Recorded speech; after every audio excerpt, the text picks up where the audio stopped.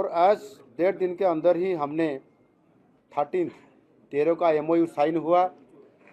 और जिससे उड़ीसा को अभी 1.5 दिन के अंदर 27,000 करोड़ को हमारा निवेश आने का सुनिश्चित हो गया और उसमें से 15,900 रोजगार भी सृष्टि हुआ। और जो निवेशकों के साथ जो 1-to-1 हमारा रोड शो में बातचीत हुआ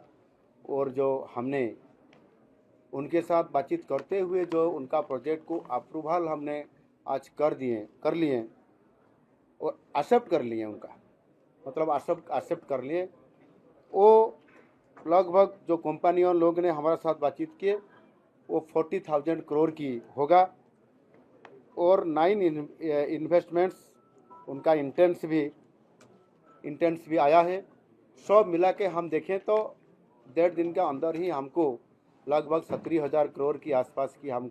हमारा पास सुनिश्चित हो गया कि हम निश्चित रूप से उड़ीसा में लेके जाते हुए वहाँ इन्वेस्टमेंट करने के लिए वो कंफर्म कर लिए।